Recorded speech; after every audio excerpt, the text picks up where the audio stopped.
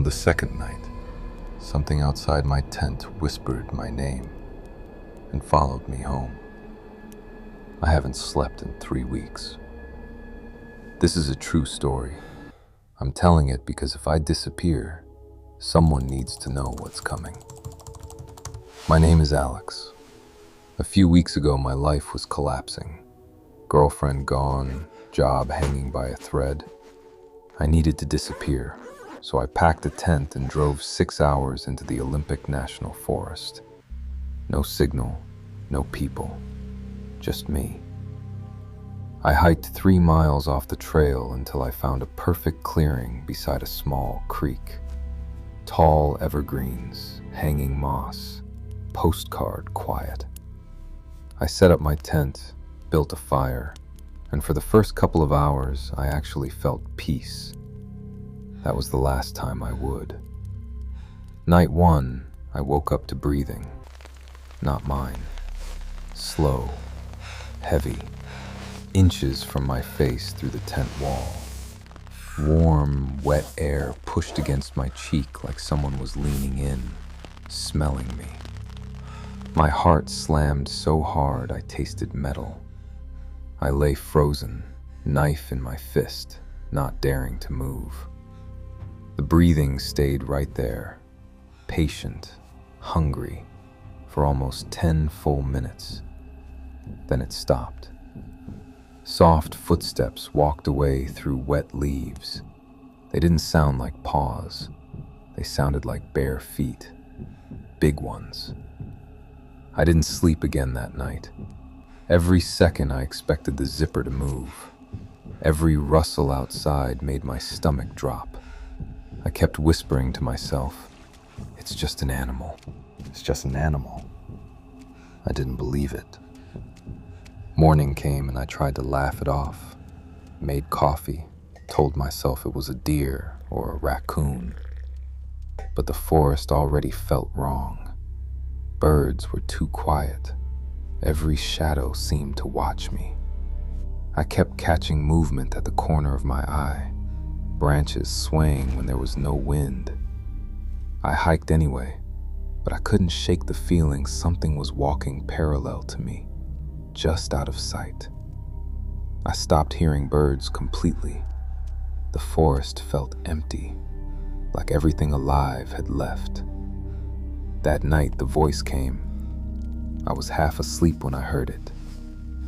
"Alex," whispered, low, rough, like gravel dragged across concrete, right outside the tent. It knew my name. My blood turned to ice. I sat up, flashlight on, and pressed the beam against the fabric. Nothing. Silence. Then the breathing started again, this time behind me. I spun.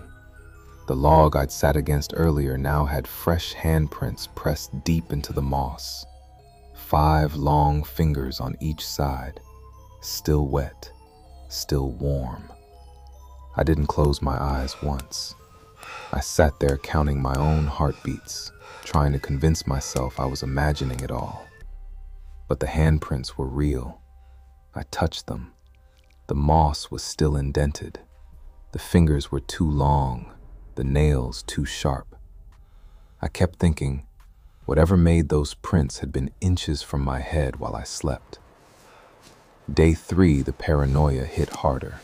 The creak sounded too loud, like it was covering footsteps.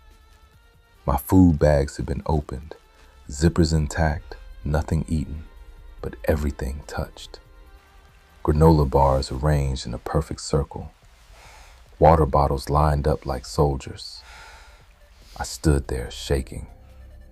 I should have run. I didn't. I told myself it was a prank. I was wrong. I tried to keep busy. I walked the perimeter of the clearing, looking for any sign of another camper. Nothing. No trash, no footprints, no tent stakes. Just my own tracks and those long-toed prints that circled my camp 3 times before vanishing into the trees. I kept glancing over my shoulder every few steps. The feeling of being watched grew heavier, like invisible eyes pressing against my back. That night I sat by the fire with my back to the log, knife ready, flashlight on. Around 2 a.m., the flame started dying no matter how much wood I added. Then I felt it. Damp air on the back of my neck. So close, moisture beaded on my skin. The breathing was right there, slow and deliberate. I whipped around, swinging the flashlight. Nothing. But the moss now had 2 perfect handprints exactly where my head had been. The fingers were longer than any human's, and they were still warm. I broke. I tore down camp in under 5 minutes. Didn't even fold the tent properly. Just yanked the stakes and stuffed everything wet and muddy into my pack. I ran down the trail by headlamp, branches whipping my face, roots grabbing my ankles. Every 10 steps I stopped. Every time I stopped, the entire forest went dead silent, like it was listening back. I could feel it following, close, patient. The trees seemed to lean in, blocking the moonlight. My own footsteps sounded too loud, like they were giving away my position. I kept glancing over my shoulder, expecting to see eyes glowing in the dark. Nothing, but the feeling never left. At one point, I swear I heard my name again, carried on the wind, faint but clear. Alex. I reached my car as the sky turned gray, locked the doors, drove, didn't stop until the highway. My hands were shaking so badly, I could barely hold the wheel. I kept checking the rearview mirror, convinced something was in the back seat. It wasn't. Not yet. I thought it was over. I was wrong. I got home around noon. My 3rd floor apartment looked normal, except the sliding balcony door was open 3 inches. I never leave it open. There's no ladder, no fire escape, nothing. I checked every room twice, nothing missing. But in the bathroom, the mirror was fogged. 2 words written in the steam with a finger. Welcome home. That was 3 weeks ago. Since then, it's been getting closer. Every night at 3 a.m., I wake to breathing outside my bedroom window. I'm on the 3rd floor. There's no ledge. Last week, I found wet footprints on my living room carpet, the same long-toed prints from the woods. They started at the balcony door and ended right beside my bed. The prints were fresh, still damp. I could smell the forest on them. Pine, mud, rot. I changed the locks, installed cameras. The cameras show nothing, but every morning the footage from 3:07 to 3:12 a.m. is pure static. 5 minutes of nothing but white noise, like whatever it is knows exactly how long it has.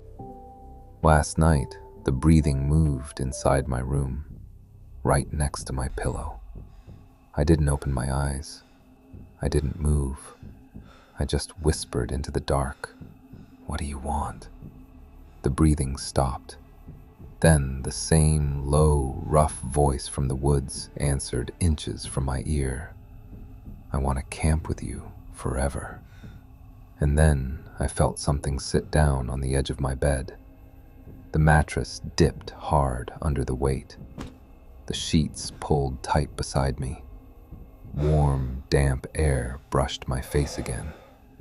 I still haven't opened my eyes. I'm typing this right now, back pressed against the headboard, phone shaking in my hands, heart trying to punch through my ribs. I can hear it breathing, slow, patient. waiting for me to look. The weight on the bed hasn't moved. It's still there, inches away, watching me in the dark. I feel the mattress shift every time it breathes. I can smell the woods on it. Wet leaves, dirt, something old and hungry. My mind is screaming to run, but my body won't move. I'm trapped in my own bed, the same way I was trapped in that tent. It wasn't trying to scare me anymore. It was waiting. It already knew I belonged to it. Just now, the mattress moved again. Closer this time. If you're thinking about camping alone, don't. And if you ever hear your name whispered outside your tent at night, run. Don't pack. Don't look back. Don't wait for morning. Because whatever followed me home is still here. And tonight, it's closer than ever. I can feel it breathing. This is a true story. I swear on my life. The end.